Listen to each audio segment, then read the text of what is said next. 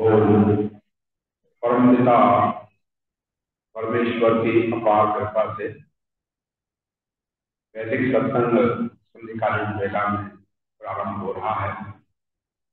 और हमारे आर्य जगत के बहुत ही सुधी विद्वान, अधिकारी विद्वान, जो भारतवर्ष के ही नहीं विदेशों में अनेक स्थानों पर जाकर के अपने मौलिक स्वाध्याय के द्वारा विभिन्न विषयों पर लोगों को लाभ पहुंचाते हैं और बड़े ही सरल, सुखद और सफल ढंग से आपकी चर्चा होती है।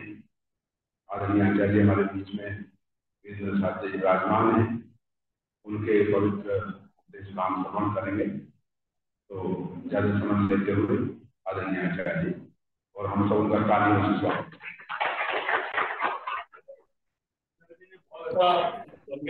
दिया। बहुत अच्छा, ठीक दिया ना, बहुत अच्छा, ठीक दिया। सच में था और ठीक भी अच्छा भी दिया जी। ओ यो भूतम च भव्यम च सर्वं यश्चाधि स्वर्यस्य च केवलं तस्मै ज्येष्ठाय ब्रह्मणे नमः। यस्य भूमि प्रमान्तरिक्षं तोदरम् दिवं यश्चक्रिमूर्धाम् तस्मै ज्येष्ठाय ब्रह्मणे नमः।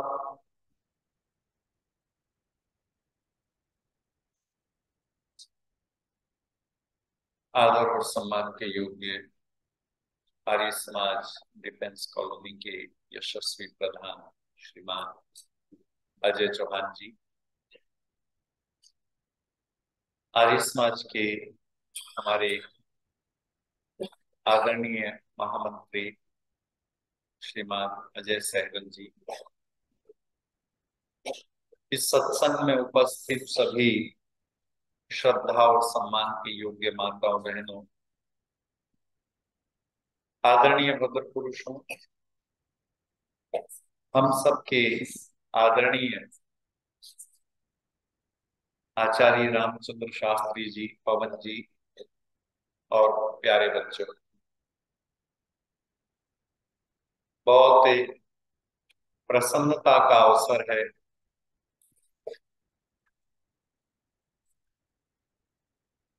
बहुत प्रसन्नता का अवसर है कि एक बार फिर हम सब लोग आर्य समाज डिफेंस कॉलोनी के इसे हाइब्रिड मोड, जिस पर आप जो यहाँ उपस्थित हैं और जो उपस्थित नहीं हैं, घर में बैठे हुए हैं, आप सब भी सत्संग का लाभ उठा पा रहे हैं। इसके लिए मैं अपने प्रिय अभिनव जी और आदरणीय ज्योति जी का भी स्वागत और अभिनंदन करता हूं। आज का हमारा चर्चा का विषय समसामयिक है। अभी हमने कल ही इस देश में राष्ट्रभाषा बनने को प्रयत्नशील और राजभाषा के नाम से संबोधित हिंदी दिवस का समायोजन किया। कल दोपहर ही सहगल साहब ने मुझे फोन किया, हमारी बात हुई, कहने लगे कि आपको आना है और इस विषय पर हम चर्चा करेंगे। जैसी हमारी परंपरा है, हम चर्चा चाहे किसी की भी करें, लेकिन उसका मूल, उसका आदि तो वेद है। क्योंकि स्वामी जी ने लिखा ही कि सब सत्य विद्याएं और जो पदार्थ विद्या से जाने जाते हैं, उन सब का आदि मूल परमेश्वर। इसलिए चाहे हम भाषा की बात करें, चाहे अन्य किसी विषय की बात करें, आरंभ तो वेदों से ही होता है। ऋग्वेद का एक मंत्र है, ईड़ा सरस्वती मही तीसरो देवी मयो भुवः वही श्रवंत्वस्त्रिधः, ऐसा करके ऋग्वेद का एक मंत्र मंत्र कहता है कि तीसरो देवी, तीन देवियां हैं जिससे ये प्रार्थना करता है ऋत्विज यज्ञ करने वाला भक्त, ये प्रार्थना करता है कि मई श्रवंत्वस्त्रिधः, मुझे सुख देने वाली, मेरे दुखों का नाश करने वाली ये तीन देवियां। कौन सी तीन देवी कहते हैं? पहले उन्होंने कहा ईड़ा। ईड़ा, ईड़ा यानी संस्कृति। आप और हम सब संस्कृति को बहुत अच्छी तरह समझते हैं और भी चर्चा करेंगे। यज्ञ के करने वाले ऋत्विज ने, भक्त ने ये प्रार्थना की कि ये तीन देवियां मेरे जीवन में सुखों की वृद्धि और दुखों का नाश करने वाली हैं। उनमें से सबसे पहली संस्कृति, जिसको उन्होंने कहा ईड़ा। दूसरा कहा सरस्वती। सरस्वती यानी वाणी, यानी भाषा। और तीसरा कहा मही। मही यानी धरती, भूमि। ये तीन देवियां जिसकी प्रार्थना इस मंत्र में ऋषि ने की। आज की भाषा में हम इनको संबोधित करें तो हम कहते हैं मातृभूमि, मातृभाषा और मातृ संस्कृति। संस्कृति और सभ्यता, इन दोनों शब्दों के बारे में बहुत बार हमको संदेह होता है, इसलिए क्रमशः थोड़ी सी चर्चा इस पर हम करें कि संस्कृति होती क्या है, संस्कृति बनती कैसे। बहुत सारे लोगों को ये संदेह, ये गलत धारणा है कि भारत अनेक संस्कृतियों का संगम है। लोग कहते हैं जी जैनियों की एक संस्कृति है, पंजाबियों की एक संस्कृति है, साउथ की एक अलग संस्कृति है, इस्लाम। बहुत सारे लोगों का मानना ये कि भारत अनेक संस्कृतियों का संगम है। ये मान्यता ठीक नहीं है। अनेक सभ्यताओं का संगम तो हो सकता है, संस्कृतियों का संगम नहीं हो सकता। संस्कृति तो एक ही है, जिसको हमारे वेदों ने कहा वैदिक संस्कृति। और वेद का एक मंत्र है साही प्रथमा संस्कृति विश्ववारा, कि वो पहली संस्कृति है जो सारी दुनिया में सबसे पहले इस देश में जिसका शुभारंभ हुआ, वो पहली संस्कृति है। और उस संस्कृति का नाम क्या है? वैदिक संस्कृति। इसलिए ऋषि दयानंद ने जिस परंपरा को शुरू किया उसका नाम रखा वैदिक धर्म।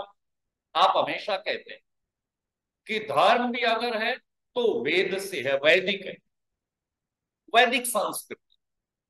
मैं आपसे चर्चा कर रहा था कि संस्कृति और सभ्यता, सभ्यता का मूल शब्द है सभ्य या सभा। सभ्य किसको कहते हैं? जो सभा में बैठने के एटिकेट्स जानता है, नियम जानता है, मर्यादा जानता है, वो सभ्य है। सभा में बैठने ढंग से बैठता हो, ठीक बोलता हो, उसका आचरण, उसके वस्त्र, उसका रहन सहन, उसका खान, उसका सभा में जो स्वीकार्य है, ऐसा व्यक्ति होता है सभ्य। और जब अनेक सभ्य लोग एक जगह इकट्ठे हो जाते हैं, एक तरह की विचारधारा को स्वीकार कर लेते हैं, तो फिर वो हमारी सभ्यता का हिस्सा हो जाता है। जैसे बहुत सारे देशों ने एक दूसरे को ग्रीट करने के लिए हाथ मिलाने की परंपरा चलाई, बहुत सारे देशों ने गाल मिलाने की परंपरा चलाई, बहुत सारे देशों ने गले मिलने की परंपरा चलाई। और हमने, ये हमारी सभ्यताओं के परिचायक हैं। ये सभ्यता, ये संस्कृति नहीं है। आप विचार करना, ये जैसा जितने जितने आप कल्चर्ड, जितने जितने आप सभ्य होते जाते हैं, आप सभा के नियम व्यवस्थाओं को उतना उतना स्वीकार करते चले जाते हैं। सड़क पर आप ड्राइव कर रहे हैं, आपको लेफ्ट रहना चाहिए, ये सभ्यता का हिस्सा है। सभ्यता के पालन में बहुत सारे देश जो पश्चिम के देश हैं वो हमसे आगे निकल गए, वो ज्यादा सभ्यता का पालन ज्यादा अच्छी तरह से करते हैं। हम उतनी अच्छी तरह से, इस देश में बहुत सारे लोग उतनी अच्छी तरह से नहीं करते।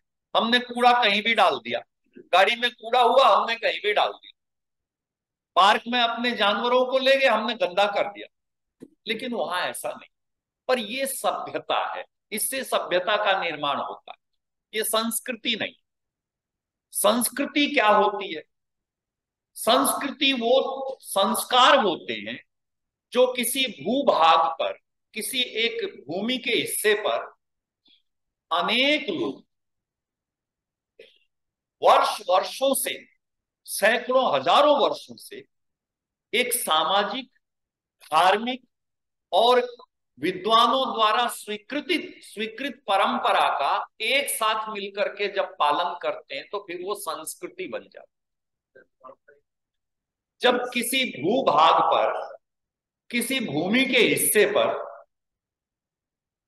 रहने वाले बहुत सारे लोग एक विचारधारा, उसके विद्वान, वहां रहने वाले विद्वान, वहां जो उपलब्ध ज्ञान की परंपरा है, शास्त्र, शास्त्र जो कह रहा है, समाज में जो श्रेष्ठ लोग जिसका अनुपालन कर रहे हैं, और जो समाज में लोग वर्तमान में रह रहे हैं वो भी उसका पालन कर रहे हैं, जब ये तीनों चीजें एक साथ बहुत लंबे समय तक चलती जाती हैं तो फिर उसको कहते हैं संस्कृति। संस्कृति यानी जिन परंपराओं ने व्यक्ति के भीतर एक संस्कार डाल दिया, एक विचार डाल दिया, एक आपके भीतर इनबिल्ट परंपरा आ गई, वो आपकी संस्कृति का हिस्सा हो गया। जैसे हमारे यहाँ है कि किसी दूसरे को, जैसे आप कहते हैं कि अपनी परंपरा में किसी दूसरे को आपने कुछ सहयोग, जिसको अहिंसा कहते हैं आप,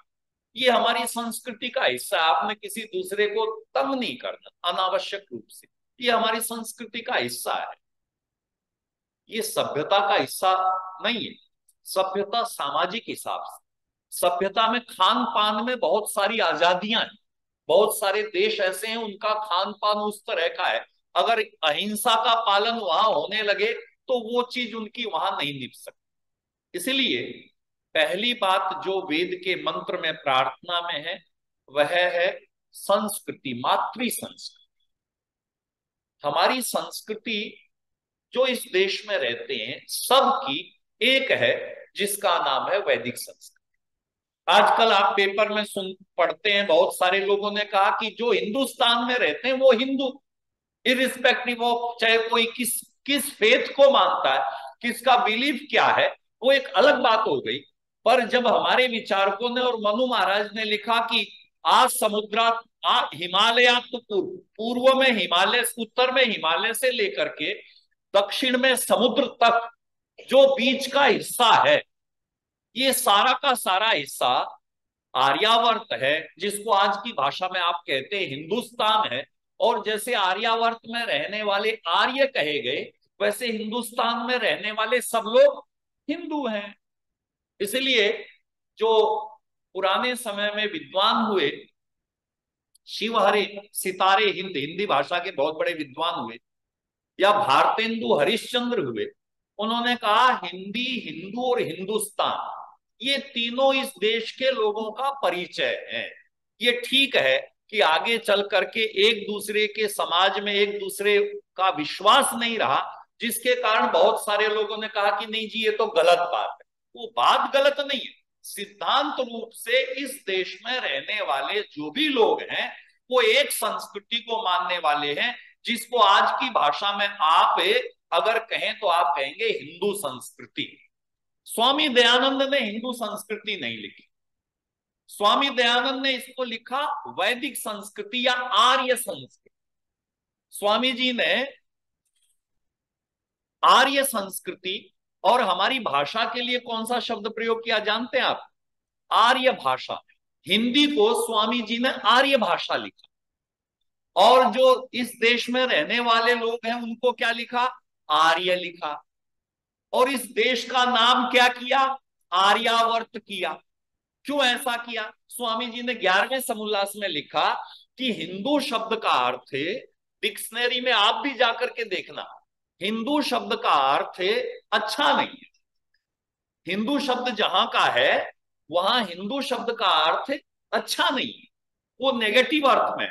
इसलिए स्वामी जी क्योंकि सारे देश को, सारे समाज को जोड़ना चाहते थे और वह गुणवाचक विशेषण व्यक्ति के लिए चाहते थे, इसलिए उन्होंने जो भी श्रेष्ठ लोग हैं उनका एक नाम होना चाहिए और वह है आर्य। और श्रेष्ठ लोगों का निवास होने से इसका नाम हो गया आर्यवर्त। और श्रेष्ठ लोगों की भाषा होने से इस भाषा का नाम हो गया आर्य भाषा। इसलिए आर्य समाज के शुरू के जो ग्रंथ लिखे गए उसमें आर्य भाषा ही लिखा गया हिंदी के लिए। ये तो बाद में क्योंकि हिंदू शब्द प्रमुख हो गया और हिंदू के साथ हम हिंदी और हिंदुस्तान ये पढ़ गए, तो फिर आगे चल करके हम लोगों ने आज से 20-30 साल पहले हिंदू शब्द को भी हमने स्वीकार कर लिया और धीरे धीरे आर्य समाज ने भी इस शब्द को स्वीकार कर लिया। अब हम हिंदू ब्रैकेट में आर्य लिख सकते हैं।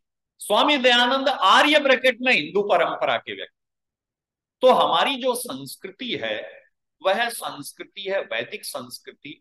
और आज के समय में जबकि हम ये प्रार्थना कर रहे हैं और अपनी संस्कृति का अपने दिवस मना रहे हैं, अपनी भाषा का दिवस मना रहे हैं, तब ये विचारणीय विषय हमारे सामने है कि हम अपनी संस्कृति से कितने जुड़े हुए हैं।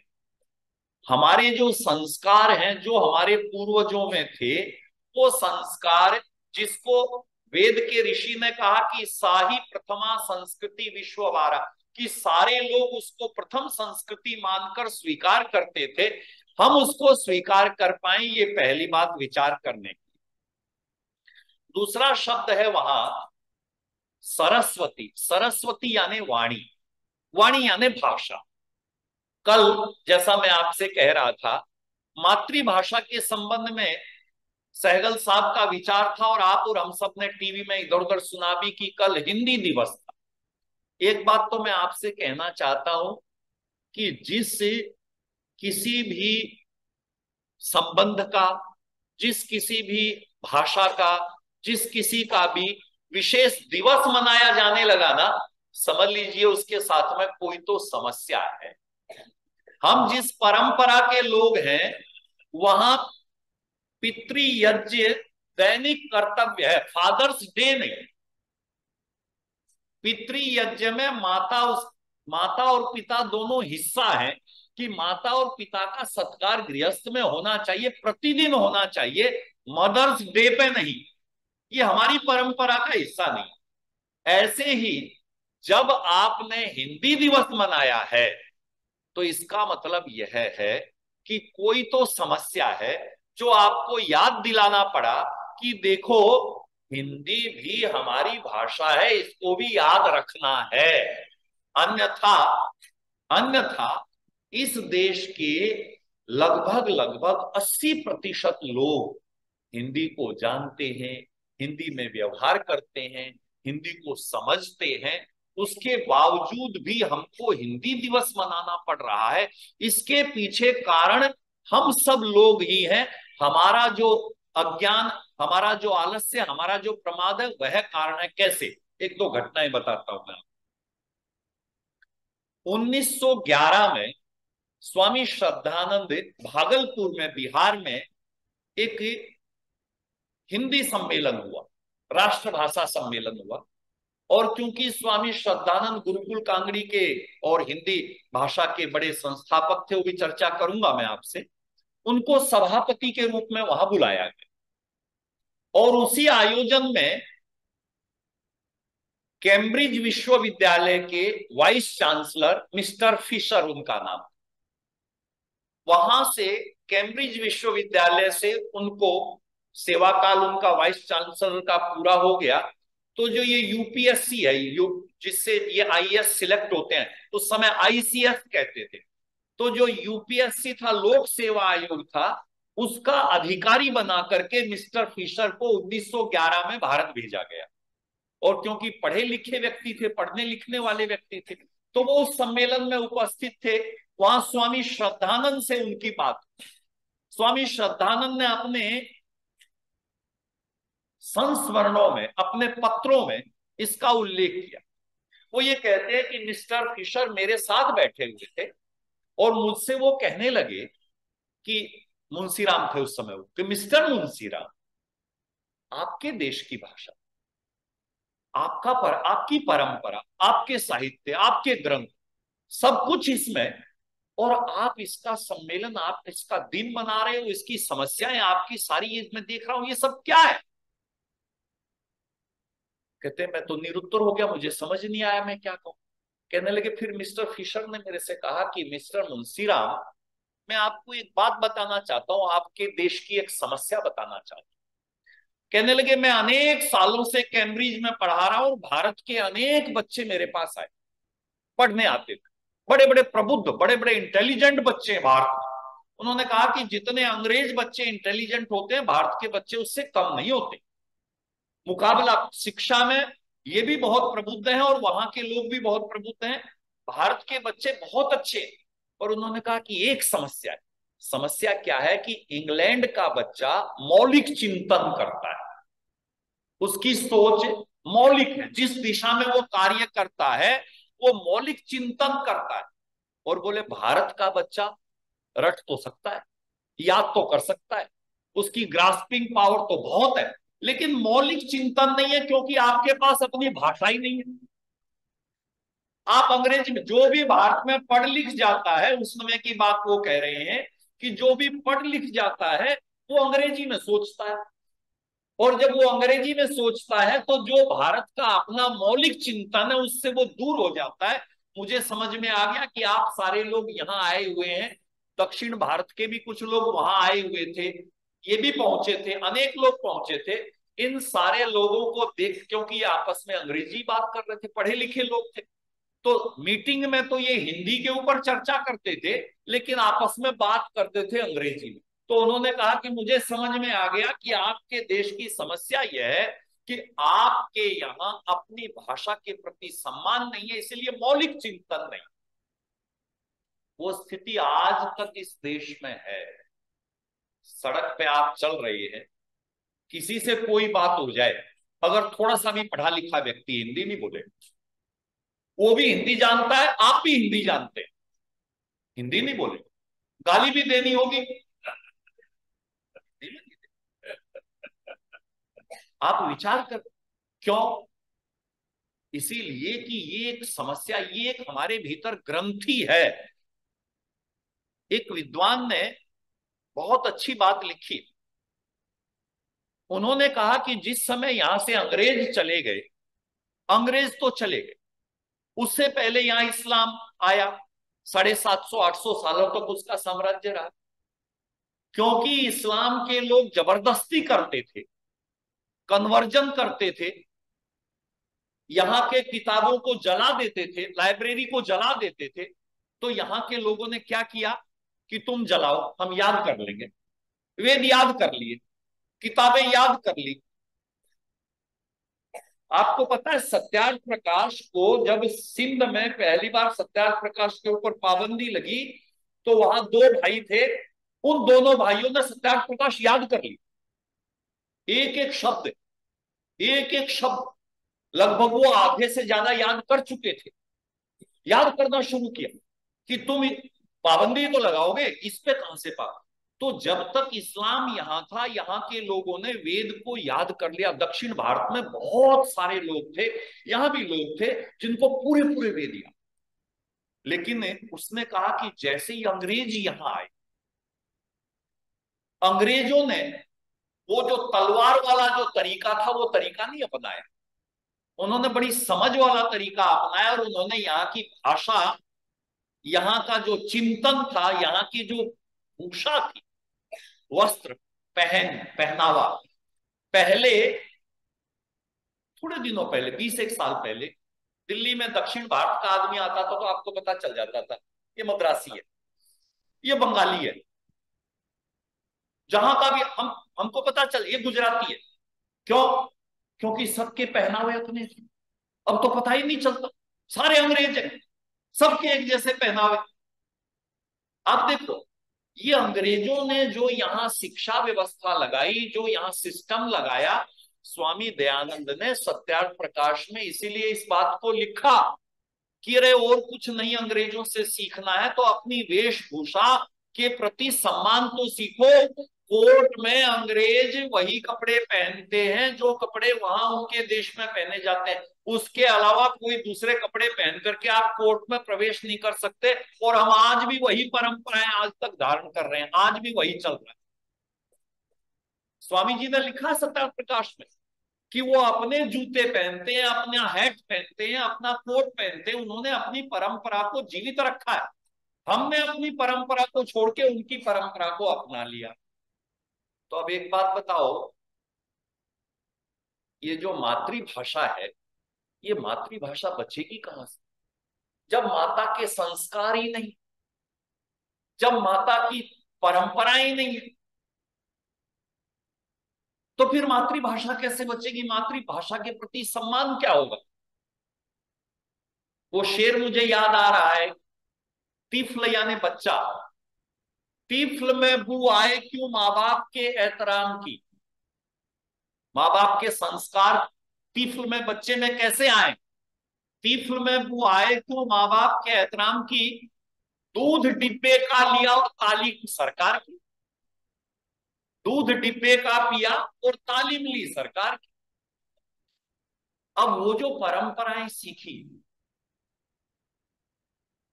इस देश में ऐसे ऐसे इतिहासकार हुए जिन्होंने हमारी परंपराओं को मटिया मेट करके, जो अकबर था उसको महान लिखा और शिवाजी को लुटेरा लिखा। और हम अनेक वर्षों से उसी को पढ़ते चले जा रहे हैं, पढ़ते चले जा रहे हैं। कहते हैं कि गलत है पर पढ़ते वही चले जा रहे हैं। स्वामी दयानंद के बारे में इतिहास में पढ़ करके देखे, एक समाज सुधारक थे, बस इतनी सी बात कि समाज सुधारक थे और खंडन करते थे, बस इतनी सी बात हम पढ़ते चले। तो मातृभाषा, मातृ संस्कृति और मातृभाषा और तीसरी जो चीज है, ये तीनों व्यक्तित्व का निर्माण करती है। एक दूसरे से चीजें अलग नहीं है, ये निर्माण करने वाली है। नेहरू जी की एक बहन थी ना, कौल, श्रीमती कौल, उनको एम्बेसडर बना करके रशिया भेजा गया, रशिया भेजा गया एम्बेसडर बना करके। जैसे इस देश में नियम है, विजय लक्ष्मी कौल नाम था ना उनका, तो रशिया में उनको एम्बेसडर बना के भेजा गया। जैसे हमारे यहाँ नियम है, हम अपना विजिटिंग कार्ड तो अंग्रेजी में ही छपवाते हैं इधर उधर जो भी है। उन्होंने जाते ही वहां, जो उस समय प्रेसिडेंट थे एक्सटर्नल अफेयर मिनिस्ट्री में, अपना विजिटिंग कार्ड दिया। उन्होंने ऐसे देखा, ऐसे देखा, ये तो अंग्रेजी ही बोल रही थी। उन्होंने दोनों को वापस भेज दिया कि इनको बाहर भेज दो, और जो अपने अंडर सेक्रेटरी थे उनको बोला कि इनको जाकर के बताओ कि या तो ये अपने देश की भाषा का कार्ड लाए, और या ये जिस देश में काम करने आई है उस देश की भाषा का कार्ड। ये अंग्रेजी का इंग्लैंड में आई है क्या ये ज्वाइनिंग करने? पर हमारे देश में, हमारे भीतर तो वो संस्कार हो गया, इतना हो गया आज भी, कि बचपन से ही हम इस भाषा को छोड़ करके उस भाषा, उस परंपरा को स्वीकार कर चुके हैं। इसलिए हमको हिंदी दिवस मनाना पड़ता कि एक दिन तो मना लो। अब सरकार कहने लगी कि भाई एक दिन नहीं, एक पखवाड़ा मना लो, एक सप्ताह मना लो।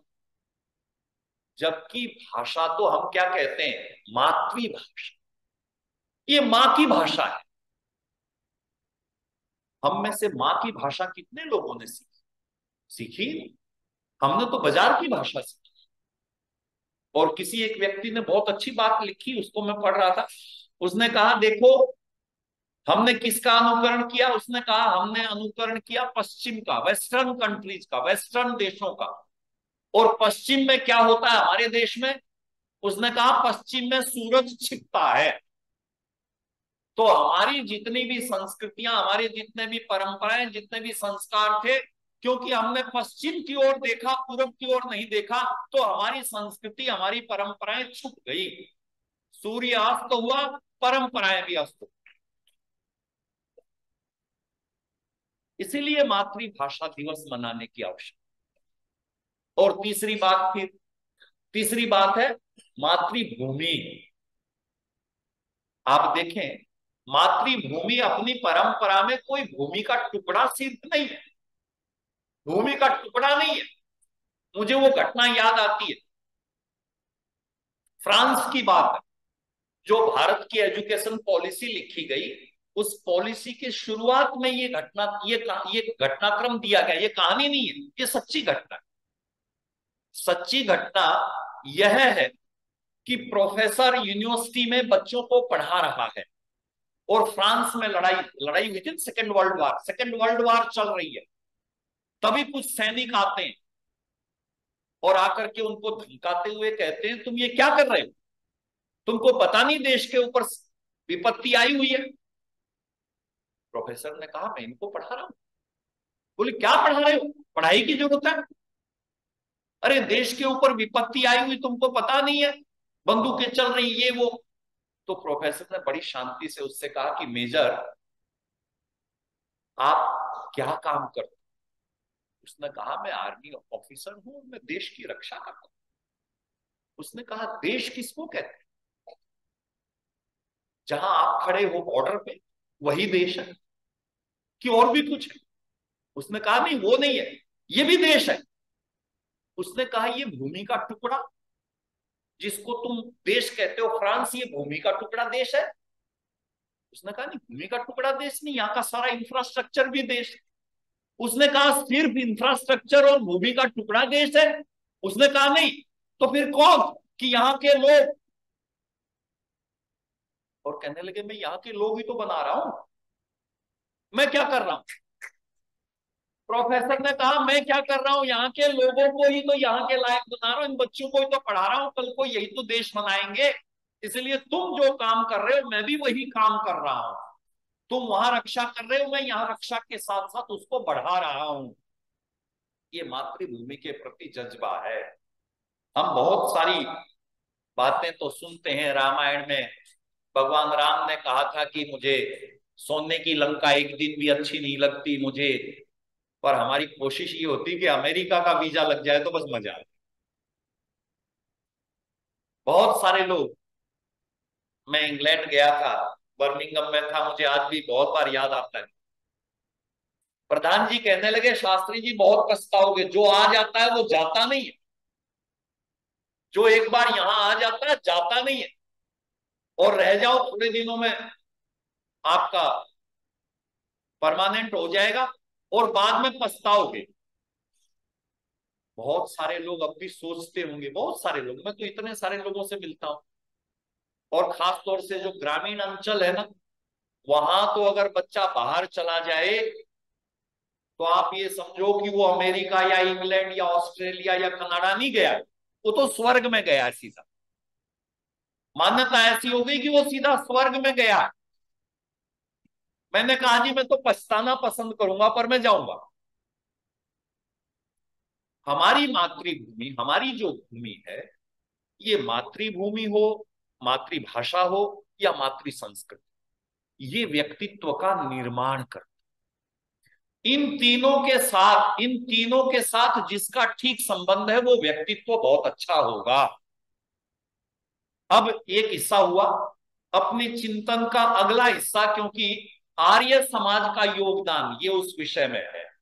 मातृभाषा यानी राष्ट्रभाषा हिंदी के विस्तार में आर्य समाज का योगदान, मातृभाषा का महत्व, मातृ संस्कृति का महत्व और मातृभूमि का महत्व तो हम चर्चा कर चुके। अब मैं बात करता हूं आर्य समाज का हिंदी के लिए योगदान क्या है। आप गहराई से विचार करना, जो मैं नहीं कह रहा हूं, इलाहाबाद विश्वविद्यालय के अनेक प्रोफेसर हुए, जो हमारे लिए एक बहुत आदरणीय व्यक्तित्व इलाहाबाद विश्वविद्यालय ने दिया, जिन्होंने वेदों को इंग्लिश में ट्रांसलेट किया, स्वामी सत्य प्रकाश। साइंटिस्ट थे, केमिस्ट्री के साइंटिस्ट थे, आप सब लोग जानते हैं जी, केमिस्ट्री के साइंटिस्ट थे। और उनके पिताजी कौन थे? पंडित गंगा प्रसाद उपाध्याय, जो आर्य समाज के बहुत बड़े विद्वान, दर्श जीवात्मा उनकी लिखी हुई किताब, कर्म भोग, अनेक ग्रंथ उन्होंने लिखे। उनके वो सुयोग्य पुत्र थे और वो साइंस के विद्यार्थी थे। साइंस के विद्यार्थी ने वेद का इंग्लिश में ट्रांसलेशन किया और अपने डिपार्टमेंट में, अपने विश्वविद्यालय में हिंदी में साइंस की पहली बार पत्रिका और नई रिसर्च प्रकाशन करने का श्रेय भी स्वामी सत्य प्रकाश को जाता है, डॉक्टर सत्य प्रकाश को जाता है। ये तो आज के समय की बात कह रहे हैं। उसी विश्वविद्यालय में अनेक प्रोफेसर डॉक्टर सत्य प्रकाश के कारण हिंदी भाषा से जुड़े और उनमें से एक प्रोफेसर का एक लेख मैंने पढ़ा जो आज से, जो 83 में उन्होंने लिखा, 83 में, 83 में लिखा। वो लिखते हैं कि आर्य समाज का हिंदी के प्रचार प्रसार में योगदान क्या है। उन्होंने कहा आर्य समाज ऋषि दयानंद के मंतव्यों का, ऋषि दयानंद की जो मान्यताएं हैं उसकी एक संस्था बनी। स्वामी जी चाहते नहीं थे, लोगों ने बहुत आग्रह किया तो बनी। और कब बनी आप जानते हैं कि 1875 में, 75। 1882 में इस देश में एक कमीशन आया था, उसका नाम था हंटर कमीशन। यहां की शिक्षा व्यवस्था कैसी हो, इसके लिए इंग्लैंड से एक कमीशन भेजा गया था। जैसे साइमन कमीशन आपने सुना है ना, साइमन कमीशन तो क्योंकि लाला लाजपत राय जुड़े हुए थे इसलिए वो सबकी जबान पे। एक और कमीशन आया था, उसका नाम था हंटर कमीशन। हंटर कमीशन यहाँ के लोगों को क्या पढ़ाया जाए, किसमें पढ़ाया जाए, इसके लिए एक कमीशन बना। उस कमीशन की रिपोर्ट का उन्होंने हवाला दिया कि उस कमीशन के सामने स्वामी दयानंद ने उस जमाने में कोई 2 लाख पत्र भिजवाए, 2 लाख पत्र भी उस वक्त। किस बात के लिए? कि यहाँ की शिक्षा व्यवस्था यहाँ की अपनी भाषा में, हिंदी में होनी चाहिए। पढ़ाओगे तुम क्या ये तुम जानो, पर यहाँ की शिक्षा व्यवस्था यहाँ की भाषा में, अपनी भाषा में, हिंदी में होनी चाहिए। स्वामी दयानंद 1882, आप विचार कर। और आप जानते हैं सारे लोग, स्वामी जी की अपनी भाषा क्या थी? गुजराती थी, हिंदी तो नहीं। और वो संस्कृत के बहुत बड़े विद्वान थे। संस्कृत, इतनी धारा प्रवाह संस्कृत बोलते थे कि कलकत्ता जाने तक, आप ये समझिए 81-82 में, 1882-81 में वो कलकत्ता गए, तब तक वो संस्कृत ही बोलते। कपड़े भी पूरे नहीं पहनते थे, कॉपी नहीं पहनते थे। ये सब कब छोड़ा था? ये सब तब छोड़ा था जब पाखंड खंडनी पताका उन्होंने गाड़ी थी और वहां उनको लगा कि सफल नहीं हो पा रहे क्योंकि उनके पास भी साधन इकट्ठे हो गए। तो वो सारे साधन कुछ बांट दिए, कुछ गुरु जी को कपड़े भिजवा दिए और उसके बाद अकिंचन हो गए कि मुझे कुछ नहीं रखना, और प्रचार करते थे। लेकिन वहां डॉक्टर केशव चंद्र सेन, कन्हैयालाल अलगधारी, तमाम सारे लोगों ने उनसे आग्रह किया कि देखो, आप जब बोलते हैं तो माताएं बहनें भी होती हैं, सभ्य समाज भी होता है, आपको वस्त्र पहनने चाहिए। उन्होंने कहा ठीक। दूसरा, लोगों ने कहा कि देखो, आप बहुत अच्छा बोलते हो, इस देश के बारे में, अपने प्राचीन संस्कृति गौरव को बोलते हो, पर उन लोगों की भाषा में नहीं बोलते हो जिसको आम आदमी समझ सके। इसलिए लोग तो आते हैं आपको सुनने, पर वो समझते कुछ बहुत ज्यादा नहीं है। तब स्वामी जी ने अपनी भाषा गुजराती और अपनी संस्कृत का ज्ञान होते हुए भी पहली बार बनारस में हिंदी भाषा में भाषा। और सत्यार्थ प्रकाश की भाषा अगर आप पढ़ते हैं ना, बहुत सारे लोग कहते हैं कि सत्यार्थ प्रकाश की भाषा अच्छी नहीं है, समझ नहीं आती। इसका कारण क्या है? आप उस व्यक्ति की भावना तो देखो। सत्यार्थ प्रकाश, उन्होंने हिंदी सीखी ही 82 में, पहली बार बोला, और 84 में, 85 में, मतलब इससे उससे पहले ही 83 नहीं, 83 में तो वो चले गए जी। उससे पहले जब सत्यार्थ प्रकाश लिखा, उससे पहले पहली बार हिंदी में भाषण दिया और उसके बाद सत्यार्थ प्रकाश लिखा। अब सत्यार्थ प्रकाश क्योंकि गुजराती उनकी अपनी भाषा थी, संस्कृत के वो विद्वान थे, इसलिए संस्कृत की शब्दावली ज्यादा प्रयोग की और लिंग और वचन संस्कृत के हिसाब से लिखे, इसलिए हमको वो भाषा थोड़ी कठिन लगती, हमको समझ नहीं आता। पर यह समझना चाहिए कि उस व्यक्ति की मनसा देखिए, उसकी मनसा देखिए 1875 में 74 में वो ग्रंथ लिख रहे हैं और वो उस भाषा में लिख रहे हैं जिसके ऊपर उनका बहुत बड़ा अधिकार नहीं है। और आपको पता है तुलसीदास ने रामचरितमानस जब पहली बार अवधि में लिखा तो पंडितों ने उनका तिरस्कार कर दिया, क्योंकि उस समय तक भाषा तो एक ही मानी जाती थी, संस्कृत। बाकी को तो कहते थे भाखा, कि ये कोई भाषा है। हिंदी के बारे में ये कहते थे जिसको, क्योंकि आज वाली हिंदी तो थी नहीं, मानक हिंदी तो थी नहीं, तो कहते थे कि भाखा है क्या। ऐसे समय में स्वामी जी को एक बात समझ में आ गई थी कि यदि देश को एक सूत्र में जोड़ना है, यदि सारे लोगों को एक सूत्र में जोड़ना है, तो इनकी कुछ चीजें एक होनी बहुत जरूरी है। और पहला प्रयोग किया नमस्ते। इस देश में पहली बार नमस्ते शब्द का प्रयोग वेदों के बाद यदि किसी ने स्थापित किया और किसी संस्था का आपस के एक दूसरे के अभिनंदन का शब्द बना, तो वो नमस्ते आर्य समाज का था। लोगों ने कविताएं लिखी, सनातन धर्म वालों ने, नमस्ते नाश कर देगी पड़ेगा मांग कर खाना, फिरोगे दाने दाने को, ऐसे कुछ एक कविता लिखी कि नमस्ते नहीं बोलना। और जब कोरोना हुआ तो सारी दुनिया क्या कह रही थी एक दूसरे को, नमस्ते। विदेशों के राजनेता और सारे लोग बोले जी सबसे बढ़िया अगर ग्रीट करने का कोई तरीका है तो सबसे बढ़िया नमस्ते। किसने कहा? स्वामी दयानंद।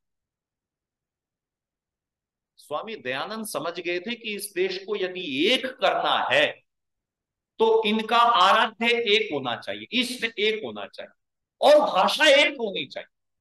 जब तक भाषा एक नहीं होगी तब तक लोग एक नहीं हो सकते। आप देख लो, आज दक्षिण भारत के लोग कहते हैं हमारे ऊपर हिंदी मत थोपो। नागालैंड की जो अपनी भाषा है ना, उसकी लिपि रोमन है, अंग्रेजी है, रोमन जिसको कहते हैं, उसकी अपनी भाषा। जिन जिन प्रदेशों ने हिंदी को अपनी भाषा के रूप में, अपनी भाषा की लिपि के रूप में स्वीकार नहीं किया, वहां वहां समस्या है। जिन्होंने स्वीकार किया, कोई महाराष्ट्र की जो अपनी भाषा है वो मराठी है लेकिन लिपि, लेकिन किसी मराठी ने कभी कहा कि हिंदी की वजह से हमारी भाषा खत्म हो गई? किसी ने नहीं कहा। नमस्ते जी, आइए, स्वागत है। कभी नहीं कहा। गुजराती और यहां तक कि जो हमारे पड़ोस का देश है जिसको नेपाल कहते हैं, नेपाल की भी जो लिपि है ना, नेपाली भाषा की लिपि कौन सी है? हिंदी है। उसकी भाषा की लिपि भी हिंदी है। तो जिन जिन प्रदेशों की भाषा की लिपि हिंदी है, उन प्रदेशों के लोगों ने खूब तरक्की की, वो खूब आगे बढ़े। लेकिन इस देश में राजनीतिक प्रभाव के कारण दक्षिण भारत के लोगों ने कहा कि हमारे ऊपर हिंदी थोपी जा रही, हम हिंदी को स्वीकार नहीं करेंगे। स्वामी जी ने एक बात कही, क्योंकि आज की बात नहीं, भाषा की तो बात है। आर्य समाज जहां भी स्थापित हुआ, आर्य समाज के 28 नियम बने थे पहली बार, आप जानते हैं। 28 नियमों में एक नियम था, पांचवा उपनियम था कि आर्य समाज के जो भी सदस्य होंगे वो हिंदी भाषा में व्यवहार करेंगे, उनको हिंदी भाषा आनी चाहिए। आर्य समाज के उपनियम की बात कर रहा हूं। और आज तो सबको आती है। आप देखें, आप मैसूर में चले जाएं, आप बेंगलुरु में चले जाएं, या आप पंजाब के किसी भी आर्य समाज में आप चले जाएं, संडे को, रविवार को सत्संग होता है तो प्रवचन किस भाषा में होता है? हिंदी में। स्वामी दयानंद की स्थापित की गई सारी संस्थाओं में अगर कोई सामाजिक और धार्मिक कार्य होते हैं तो वो चाहे दक्षिण में हो, दक्षिण के किसी आर्य समाज ने नहीं कहा कि हम हिंदी में कार्यक्रम नहीं करवाएंगे, नहीं। यहीं से विद्वान बोलने के लिए जाते हैं। यशवंतपुरम वालों ने मुझे भी बुलाया, यहीं से जाते हैं सारे लोग और सब शांति से बैठ करके सुनते हैं, किसी को कोई समस्या नहीं है। ये राजनीतिक समस्या है। स्वामी दयानंद ने अपने सारे ग्रंथ, चाहे वो सत्यार्थ प्रकाश, चाहे वो संस्कार विधि हो, और कमाल की बात देखिए, इस देश के इतिहास में वेदों का पहली बार हिंदी भाषा में किसी ने अर्थ लिखा, ट्रांसलेशन किया, तो स्वामी दयानंद, वो व्यक्ति जिसकी अपनी भाषा गुजराती थी। क्यों? क्योंकि वो ये समझ गए थे कि जब तक भाषा एक नहीं होगी तब तक देश की उन्नति नहीं हो सकती। वो आपको भारतेंदु हरिश्चंद्र जी की पंक्ति याद होगी कि निज भाषा उन्नति अहे सब उन्नति को मूल, और निज भाषा उन्नति बिना कटे न हिय को सूल। कि जब तक अपनी भाषा की उन्नति नहीं होगी तब तक देश की उन्नति नहीं हो सकती।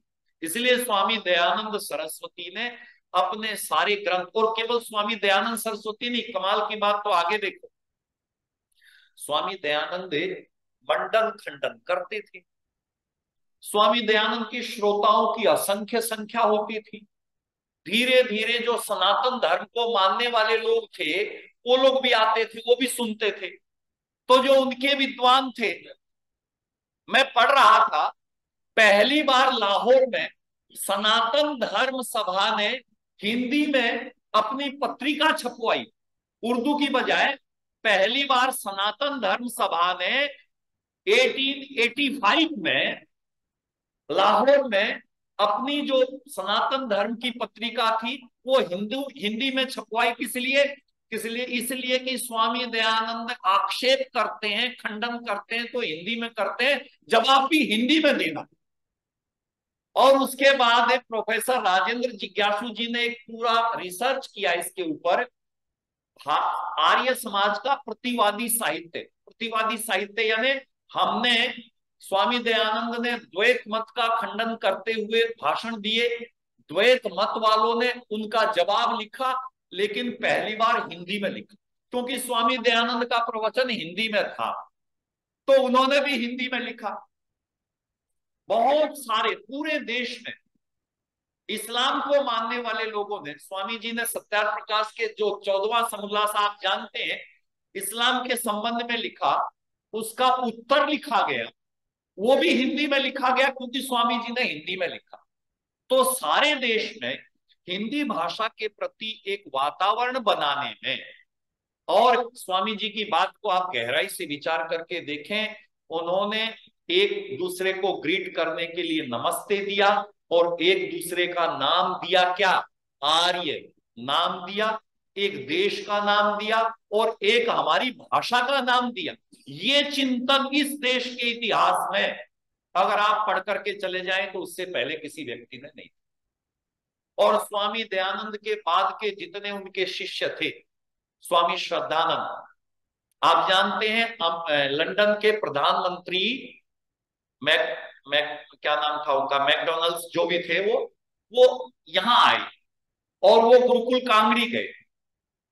गुरुकुल कांगड़ी जब वो गए, उन्होंने कहा कि भारत के आपके जो बच्चे हैं ये प्रबुद्ध बच्चे थे। गुरुकुल कांगड़ी के आरंभ के स्नातक आप और हम सब लोग जानते हैं, बड़े प्रबुद्ध थे, बड़े विद्वान थे, और अंग्रेजी में भी साहित्य लिखा उन्होंने। ऐसा नहीं कि वो सिर्फ संस्कृत के हिंदी के विद्वान, उन्होंने अंग्रेजी में भी साहित्य लिखा।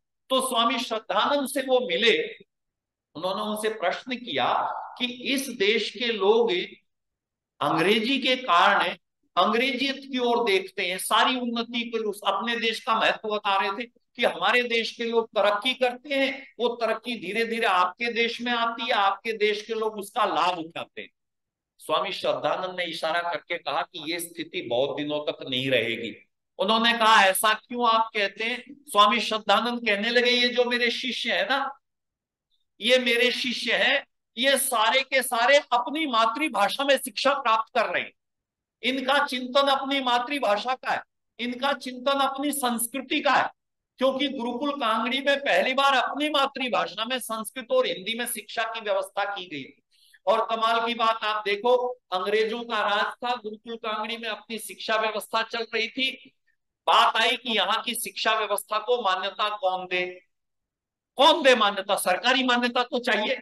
तो जो कलेक्टर थे उन्होंने कहा कि आप हमसे एप्लीकेशन लिखो, आप डिमांड करो तो हम आपको रिकॉग्नाइज करेंगे। रिकॉग्नाइज करवाना पड़ता है ना, आज भी करवाना पड़ता है। स्वामी श्रद्धानंद ने लिखा कि अंग्रेजी शिक्षा तो रिकॉग्निशन नहीं लूंगा।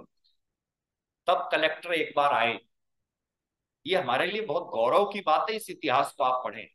कलेक्टर गुरुकुल कांगड़ी घूमने के लिए आए, विद्यार्थियों से मिले, सबसे बात की और सबका धन्यवाद उनको सबको एड्रेस करके गए। जब वो चले गए तो उनके आने के लिए गुरुकुल कांगड़ी की तरफ से एक धन्यवाद लिखा गया, धन्यवाद पत्र लिखा गया, थैंक्स लेटर जैसे लिखते हैं हम लोग। उस थैंक्स लेटर को एप्लीकेशन मांग करके उस कलेक्टर ने रिकमेंड कर दिया कि गुरुकुल कांगड़ी की एजुकेशन को मैं एफिलिएट करते।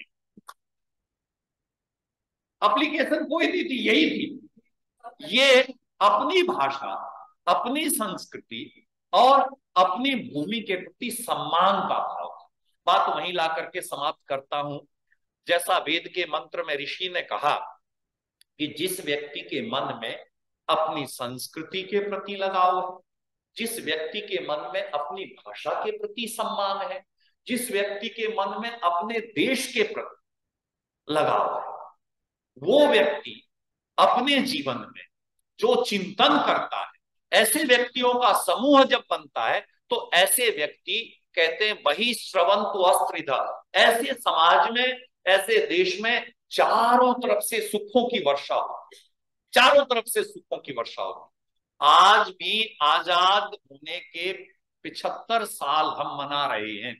75 सालों के बाद आज भी आप जाएं, पहले तो शहरों में ही इंग्लिश मीडियम स्कूल थे। अब तो मेरा गांव, जिस स्कूल में मैं पढ़ता था, एक गांव के 500 बच्चे थे। अभी मैं गया था, 22 टीचर हैं और 17 लड़के। सरकारी स्कूल में 22 टीचर हैं और 17 लड़के हैं। ये तब है जब उन बच्चों को सरकार खर्चा देती है, उनके कपड़े देती है, उनको दोपहर का भोजन भी देती है। ये तब है। इतना प्रभाव, इतना चिंतन हमारा बदल गया है। इसीलिए हमको एक दिन याद दिलाने के लिए हिंदी दिवस मनाना पड़ रहा है। अब जो बॉल है ना, वो बॉल अब हमारे कोर्ट में, अब हमारे ऊपर ये दायित्व है कि हम अपनी परंपराओं को, अपने बच्चों को, वो बात है ना, निज भाषा उन्नति अहे, जो मैं कह रहा था आपसे, कि अगर भाषा बढ़ेगी तो व्यक्ति का आचरण बढ़ेगा। क्योंकि जिस, आप देखें, संस्कृत पढ़ने वाला, इतिहास में आप चले जाएं, संस्कृत पढ़ने वाला कोई व्यक्ति बहुत रेयर, ऐसा नहीं कि एक्सेप्शंस तो सब जगह होते हैं, संस्कृत पढ़ने वाला कोई व्यक्ति बहुत रेयर होगा जो असभ्य मिलेगा। आज तक भी आप देख लेना, मैंने देखा है, मैं तो अध्यापक हूं, जिन बच्चों का संस्कृत के प्रति लगाव होता है वो ओबीडियंट होते हैं, वो विनम्र होते हैं, वो आज्ञाकारी होते हैं। आप गुरुकुल के बच्चों को जाकर के देखें और विद्यालय के बच्चों को जाके देखें, जो बेसिक अंतर होता है वो बच्चों में नहीं है।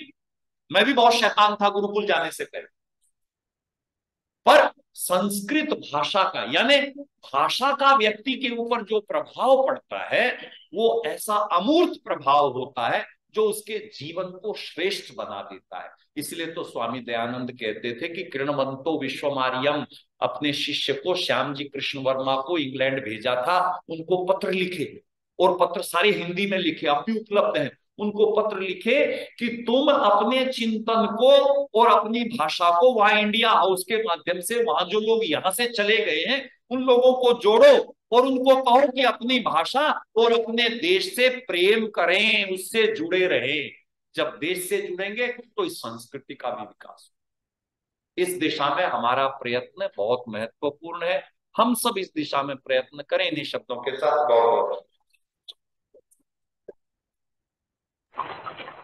हमारे देश में तो आई उर्दू में चल रहे हैं। देखिए क्या करेंगे, हमें बहुत उर्दू मैं ये पढ़ रहा हूँ, उर्दू भाषा कैसे आई, इतिहास वैज्ञानिक कहते, भाषा वैज्ञानिक। उर्दू का मतलब होता है लश्कर, लश्कर यानी बैरक, फौजियों के जो बैरक होते थे ना, लश्कर, उसको कहते हैं उर्दू। पर्शियन में, उस भाषा में उन्होंने कहा कि उर्दू वो भाषा की जो छोटी बच्चों की, उसमें कुछ पर्शियन बोलने वाले थे, कुछ हिंदी बोलने वाले थे, कुछ बंगला बोल, वो सारे लोग मिलकर के जिस भाषा को बोलते थे उसका नाम था उर्दू। कोई भाषा नहीं थी, उनकी मिली जुली भाषा थी। आप देखो, अगर आपने पढ़ा हुआ है तो दक्षिण भारत में जो इस्लाम महासाम्राज्य था, जो निजाम था, वहां जो हिंदी बोली जाती थी उर्दू ही तो थी। उसको क्या कहते थे पता है? दक्षिणी हिंदी। उसका नाम था दक्षिणी हिंदी। वो दक्षिणी हिंदी ही यहाँ उर्दू बोली गई, और उर्दू के लिए जो लिपि निश्चित की गई कौन सी? पर्शियन। मैं टर्की का एक उदाहरण ये 1 सेकंड में बोलना चाहता हूं। कमाल अतातुर्क नाम सुना आपने? कमाल पाशा, जो वहां जो टर्की का नव निर्माण करने वाले, आजकल तो अर्दोगन फिर से उसको वापस ले जाने वाले हैं, पर टर्की को वास्तव में उन्नति के पथ पर ले जाने वाले व्यक्ति थे अतातुर्क कमाल पाशा। कमाल पाशा ने जैसे ही वो वहां के शासक बने, उन्होंने पहला काम किया कि तुर्की भाषा में पर्शियन के, अरबी के जितने शब्द हैं सबसे पहले वो निकाले। उन्होंने कहा जितनी मस्जिदें हैं, मस्जिदों में प्रेयर तुर्की भाषा में होगी, न तो अरबी में होगी और न ही पर्शियन में। और हमारे देश में तो आज भी उसी में हो। उस व्यक्ति ने अपने देश का सुधार किया। इसकी हमको आवश्यकता, यही तो इसीलिए तो एक दिन है कि सोचो विचारो। जी बहुत बहुत धन्यवाद। मैं ये चाहता हूं कि सब लोग अजय सहगल के लिए जोर की ताली बजाएं।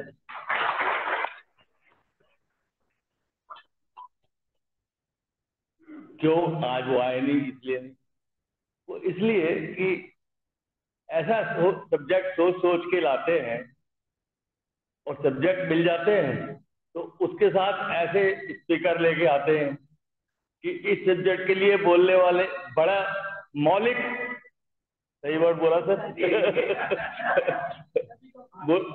बोलने वाले बहुत लोग आते हैं यहाँ पे आरसवाद से, हम भी रोज हर हफ्ते सुनते हैं, सब कुछ है, पर जो मौलिक सोचने का जो तरीका है और जो सब्जेक्ट है, मजा आ जाता है। मैं बार बार सोचता रहता हूँ इनकी स्पीच सुनते वक्त।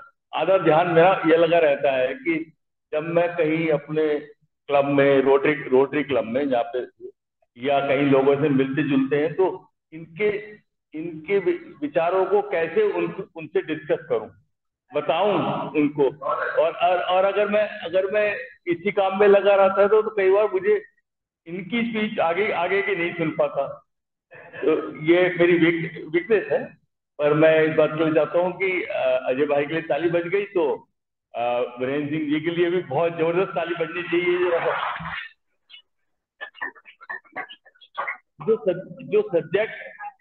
जो सब्जेक्ट आपने लिया उसको बहुत डिफरेंट तरीके से भी बताया जा सकता था, आर्य समाज के वेदों से, सब जगह से बात की, पर जिस तरीके से शुरुआत कैसे करी, कैसे बीच में आगे बढ़े, कैसे फिनिश की, मजा आ गया।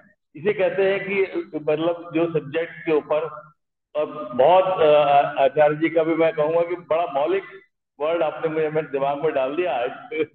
बड़ी सब्जेक्ट आप बहुत ही मौलिक था। मैं चाहता हूँ कि हाँ, वो अब मैं चाह रहा था कि कोई आज आर्य समाज में कोई जो आज पहली बार आए हों तो जरा खड़े होके अपने आप को इंट्रोड्यूस करा दें कि कौन आए। कोई ऐसे लोग हैं जो आज आर्य समाज में किसी के साथ आए हो, या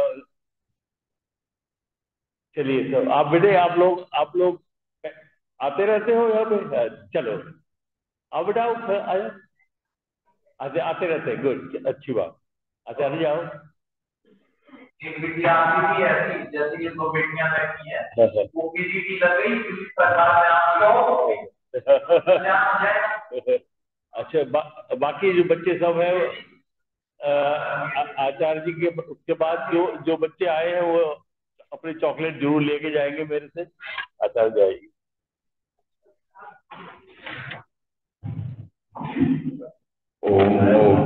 आज हमारे जन्म दिवस मना रहे यजमानों के लिए हम आशीर्वाद, साधुवाद, धन्यवाद भाइयों का देते हैं।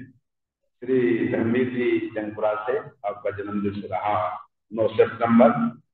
श्रीमती चारू चौहान जी, धर्मपत्नी श्री राकेश चौहान जी, हमारी आदरणीय बहन सिंधु चौहान जी के पुत्रवधू जी हैं और बड़ी ही धार्मिक और सत्संग यज्ञ आदि में बड़ी निष्ठा रखती हैं। माउंट कैलाश में आप रहती है, तो आपका जन्म दिवस रहा 10 सितंबर को। और श्री बीपीएस चौहान साहब जो नोएडा में निवास करते हैं, आपका जन्म दिवस 12 सितंबर को। हाँ जी, श्रीमती मधु चौहान जी के हस्बैंड हैं, हमारे प्रधान जी जो है उनकी सिस्टर है, और आदरणीय आनंद चौहान जी पूरे परिवार से, और बड़ी अच्छी प्रकार से आदरणीय मधु बेटी हमारे जुड़े रहते हैं। और दूसरे हमारे श्री जयेंद्र स्मिथ जी, ये यूएसए हैं, उनके जो है वीना जी सिंह जी और डॉक्टर MP सिंह जी उनके जो हैं आप बेटे हैं। तो इन जन्म दिवस मना रहे समस्त जनों के लिए हम आशीर्वाद देंगे, और हमारे DPS चौहान साहब की तरफ से आज का प्रसाद है।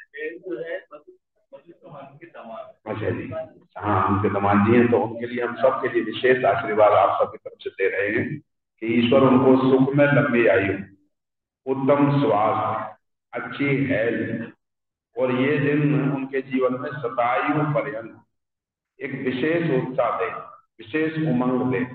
क्योंकि हर दिवस मूल रूप से तो दिन एक जैसे होते हैं प्रभात से, लेकिन एक दिन में हर दिन नया दिन होता है। तो जिस दिन हमारा जन्म होता है वो हमारे लिए नया दिन होता है। तो उस दिन हम अच्छा वाइब्रेशन लेते हैं, अच्छी ऊर्जा लेते हैं, फिर उसके बाद आप सबका वेद मंत्रों से आशीर्वाद जाता है। तो निश्चित रूप से हम सब अपने जन्म दिवस मना रहे यजमानों के लिए इन वेद मंत्रों से आशीर्वाद देते हैं। ओम उदिष्ट ब्रह्मणस्पते देवान यज्ञेन बोधय आयुं कीर्तिं यजमानं च वर्धय। ओम इंद्र श्रेष्ठानि द्रविणानि देहि चित्तिं दक्षस्य सुभगत्वमस्मे। कोशं रयीणाम् अरिष्टिं तनूनां स्वादमानं वाचा सुदिनत्वमन्नाम्। ओम स्वस्ति पंथामनुचरेम सूर्या चंद्रमसा देवा पुनर्ददता घनता ज्ञानता संगमे महि। ओम तच्चक्षुर्देवहितं पुरस्ता शुक्रं चरत पश्येम शरदा शतं जीवेम शरदा शतं शृणुयाम शरदा शतं प्रप्लवाम शरदा शतमदीनाद्याम् शरदा शतं भूयश्च शरदा शतात्। ओम स्वस्ति ओम स्वस्ति ओम स्वस्ति। तो हमने इन वेद मंत्रों में आदरणीय हमारे प्रधान जी का विशेष रहता है, और आज हम हिंदी दिवस भी मना रहे हैं। तो उन्होंने कहा कि हिंदी में हमने इन सारे वेद मंत्रों में पढ़ा उत्तिष्ठ ब्रह्मणस्पते, हे यजमानो आप सदा उठते रहो। उठते रहने का मीनिंग है अवेयरनेस से भरे रहो। आपका हर दिन अपने लिए, फैमिली के लिए, सोसाइटी के लिए और देश के लिए कल्याणकारी हो, और आप स्वस्ति पंथाम कल्याण के मार्ग पर चलो, उन्नति के मार्ग पर चलो। भगवत दत्त वैदिक स्कॉलर आदरणीय आचार्य जी बता रहे थे, और बहुत बड़े विद्वान हुए हमारे, लाहौर से थे। उन्होंने लिखा कोई जमाना ऐसा था कि सारे विश्व के लोगों का जो मूल था वो भारत था, लेकिन लोगों ने हमें मिथिक करके माइथोलॉजी के द्वारा कह दिया, हमारे ऋषियों को लूट दिया। तो इस प्रकार से उन्होंने जो दिया, तो हम आशीर्वाद देते हैं अपने यजमानों के लिए कि स्वस्ति के मार्ग पर चलें, और आप दानियों का संग करें, ज्ञानियों का संग करें, और जो अहिंसक होते हैं मन वचन कर्म उनका संग करें, और आप सारी आयु तक स्वाधीन रहें, कभी पराधीन होकर के नहीं, स्वाधीन होकर के। ऐसा हम आपके लिए बहुत बहुत आशीर्वाद देते हैं। ईश्वर सदा आपको आयुष्मान, कीर्तिमान, ज्योतिषमान, शतायु करें। बहुत बहुत मंगल कामना। ओम द्यौ शांतिरंतरिक्षं शांति, पृथ्वी शांतिरापा शांतिरोषधया शांति, वनस्पतया शांतिर्विश्वे देवाः शांति ब्रह्म शांति सर्वं शांति शांतिरेव शांति सामा शांतिरेधि। ओम शांति शांति शांति